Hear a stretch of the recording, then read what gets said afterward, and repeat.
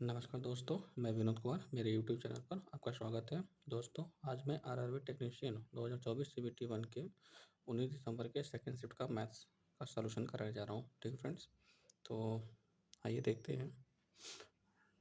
Technician CBT 1 19 दिसंबर second shift. इससे पहले मैंने 19 दिसंबर फर्स्ट शिफ्ट का सॉल्यूशन करा दिया हूँ। ठीक है, तो देखते हैं इसमें कैसा सॉल्व पूछा गया है।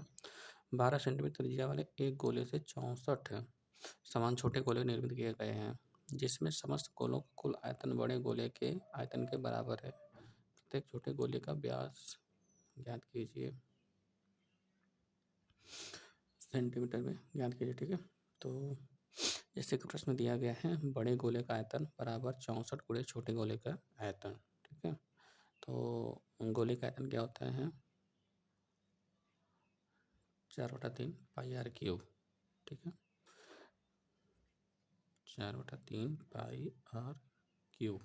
ठीक है ना, तो इसमें क्या हो जाएगा, चूँकि 4/3 पाई ये तो कांस्टेंट है, वैसे ही वेरिएबल है, इसलिए हम क्या ले लेते हैं, बड़े गोले का आयतन मतलब त्रिज्या का क्यूब, मतलब 12 का क्यूब बराबर 64 गुणे छोटे गोले का त्रिज्या हम आर ले लेते हैं, तो आर का क्यूब। ठीक है, अब 12 का क्यूब, ठीक है, ये 64 माना 4 का क्यूब होता है, मतलब 12/4 का क्यूब। ठीक है, यहाँ आर क्यूब हो जाएगा, और 4 3 12 यानी 3 का क्यूब बराबर आर क्यूब। ठीक है, तो इस तरह से आर का मान क्या हो जाएगा, यानी छोटे गोले की त्रिज्या कितनी हो जाएगी, 3 सेंटीमीटर। हमसे पूछा क्या जा रहा है, छोटे गोले का व्यास, मतलब त्रिज्या का जस्ट डबल। ठीक है, इस तरह से हमारा कौन सा आंसर हो जाएगा, बी ऑप्शन, क्योंकि छोटे गोले का त्रिज्या 3 सेंटीमीटर तो व्यास 6 सेंटीमीटर हो जाएगा। ठीक है, अगला सवाल देखते हैं। एक कॉलेज में 350 विद्यार्थियों के सर्वेक्षण में पाया गया कि 150 विद्यार्थी चाय और 225 विद्यार्थी कॉफ़ी लेते थे। 100 विद्यार्थी चाय और कॉफ़ी दोनों लेते थे, तो कितने ऐसे विद्यार्थी हैं जो न तो चाय और न ही कॉफ़ी लेते थे? ठीक है, तो इस तरह के सवाल को हमको वेन डायग्राम से करते हैं। वेन डायग्राम से मतलब एक हम चाय का बना लेते हैं सर्कल, एक कॉफ़ी का बना लेते हैं। ठीक है, चूँकि 100 विद्यार्थी चाय और कॉफ़ी दोनों लेते हैं, इसका मतलब हमारे जो कॉमन एरिया है उसमें हमारा 100 स्टूडेंट आ जाएंगे, 100 विद्यार्थी आ जाएंगे। ठीक, अब देख रहे हैं कि चाय पीने वाले कितने थे, 150। ठीक, तो यही 100 तो कॉमन हो गए, तो 50 एक्स्ट्रा और होंगे जो चाय पीते हैं, मतलब तो इन दोनों को मिलाएंगे तो 150 हो जाएगा।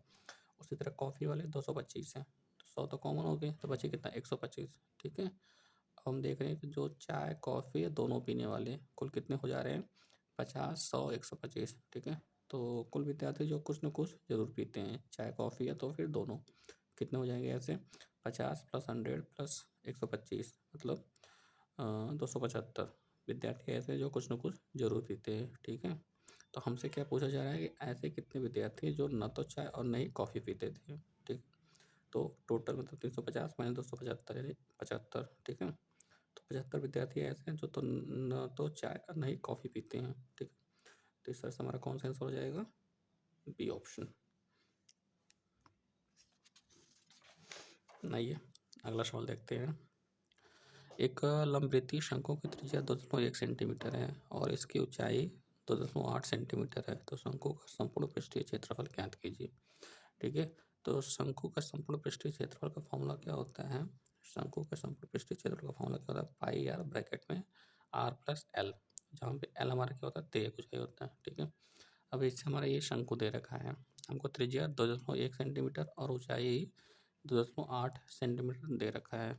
ठीक है, हमको एल निकालना है। ठीक है, तो जैसा कि हमको पता है 3 4 और 5 ट्रिपलेट होता है। ठीक है, तो हम देख रहे हैं कि 3 विधि हम 0.7 से 0.7 से गुणा करते हैं तो 7 तरीके के 2.1 हो जा रहा है। यदि 4 में गुणा करते हैं तो 2.8 हो रहा है, इसका मतलब ये हमारा ट्रिपलेट है।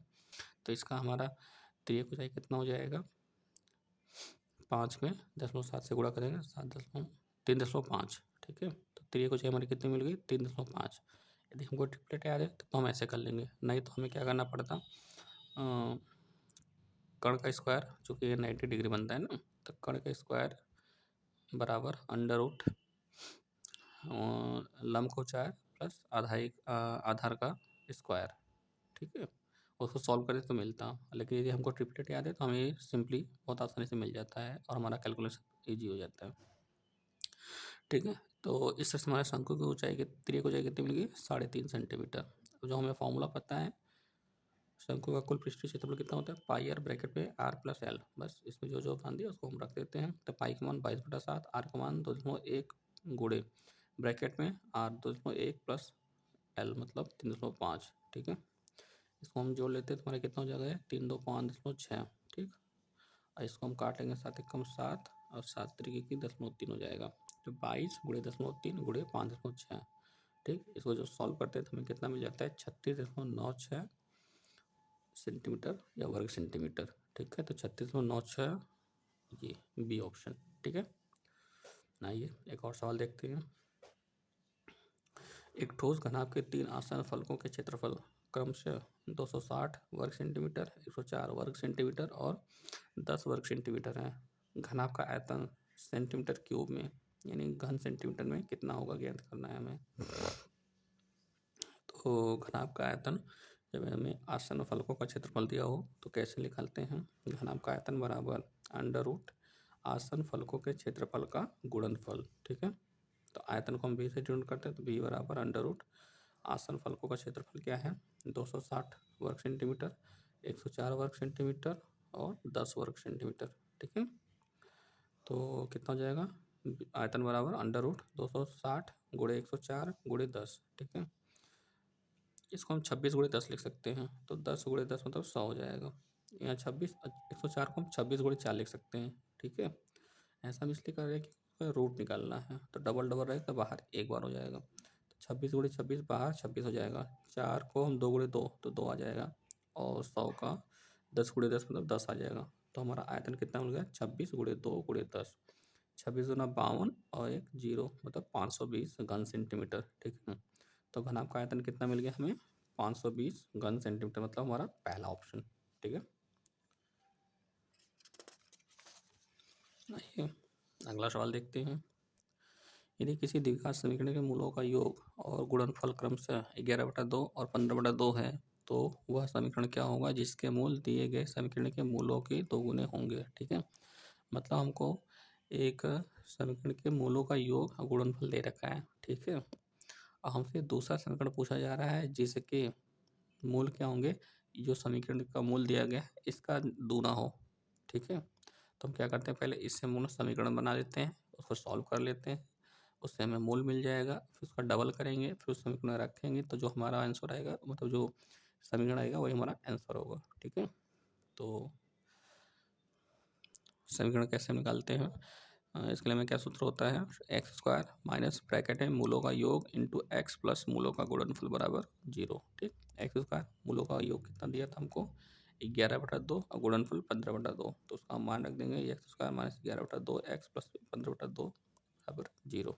ठीक है, 2 से मल्टीप्लाई हो जाएगा तो 2x square minus 11x plus 15 बराबर 0 के। ठीक है, इसको हम स्प्लिट कर लेंगे -6x और -5x। ठीक है, तो क्या हो जाएगा 2x square minus 6x minus 5x plus 15 बराबर 0। इसको हम सिंप्लीफाई कर लेंगे तो हमारा क्या आ जाएगा x बराबर 3 और 5/2। ठीक है, तो दूसरा समीकरण जिसके मूल पहले समीकरण के मूल का दोगुना होगा। यदि पहले समीकरण हमारा कितना है मूल इसके 3 और 5/2 है तो जो हमारा पूछा जा रहा है उसके मूल क्या हो जाएगा इसका जस्ट डबल तो 6 और 5 हो जाएगा। ठीक है, अब इससे हमारा समीकरण क्या बन जाएगा x square minus 6 plus 5 into x plus 6 गुणे 5 बराबर 0। ठीक, तो x square minus 11x plus 30 बराबर 0। इससे हमारा कौन सा आंसर हो जाएगा x square minus 11x x square minus 11x plus 30 बराबर 0 मतलब सी ऑप्शन। ठीक, अगला सवाल देखते हैं। द्विघात समीकरण 7x square minus 18x minus 11 बराबर 0 की विविक्त तरह डी का मान ज्ञात करना है। ठीक है, तो 7x square minus 18x minus 11 बराबर 0। ठीक, विविक्त का फॉर्मूला क्या होता है बी स्क्वायर माइनस 4ac। ठीक है, तो ये हमारा ए होता है बी होता है सी होता है तो B square minus 4ac B square होता है 18 का स्क्वायर 324 माइनस 4 ए मतलब 7 गुणे सी मतलब -11। ठीक है, तो ये माइनस आपस में प्लस हो जाएगा तो 18 के साथ 324 इसको जब हम गुणा करते हैं तो 7 चौक 28 गुणे 11 मतलब 308। ठीक है, तो 324 प्लस 308 कितना हो जाएगा 632। ठीक है, तो 7x² माइनस 18x माइनस 11 बराबर 0 का व्युत्तर का मान कितना हो जाएगा 632। ठीक है, तो हमारा बी ऑप्शन हो जाएगा।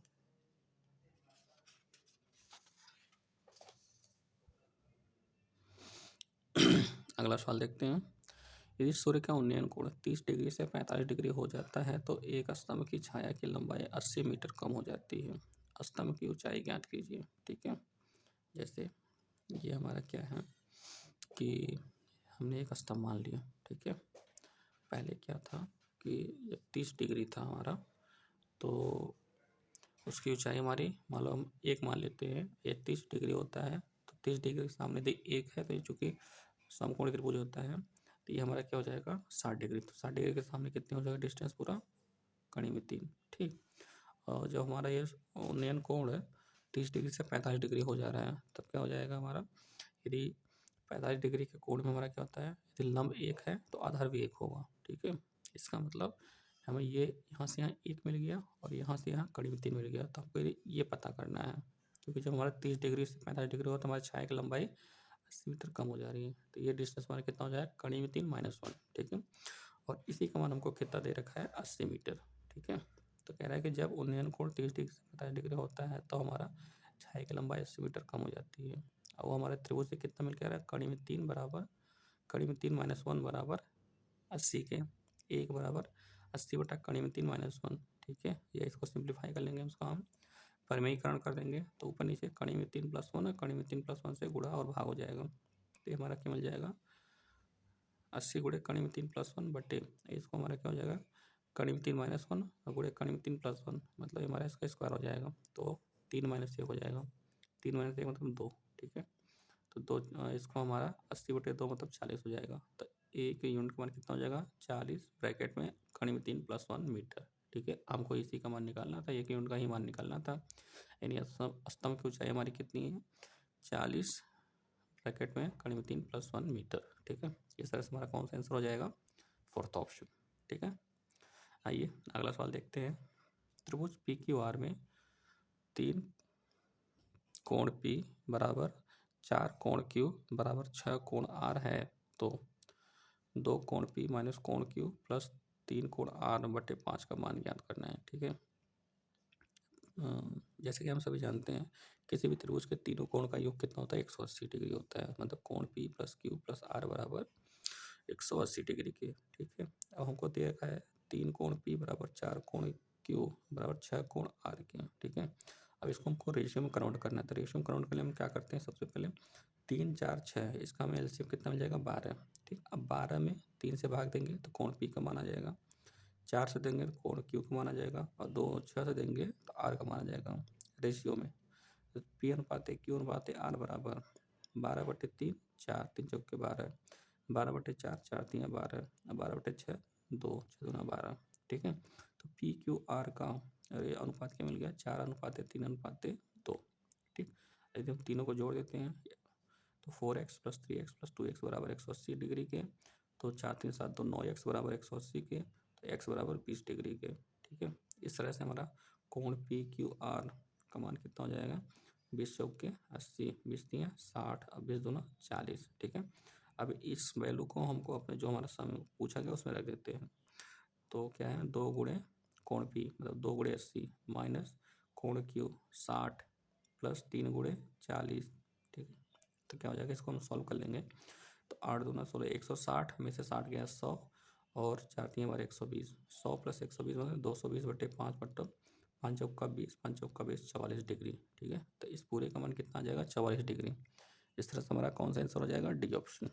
ठीक है, तो दोस्तों वीडियो कैसा लगा कमेंट करके ज़रूर बताएं, ताकि अगले वीडियो में उस पर सुधार किया जा सके। और आपको कोई भी डाउट हो तो कमेंट के माध्यम से बताएं। दोस्तों वीडियो को लाइक शेयर एंड चैनल को सब्सक्राइब करके बेल आइकन पर क्लिक करें, ताकि कोई भी नोटिफिकेशन हो आप तक सबसे पहले पहुंचे। धन्यवाद।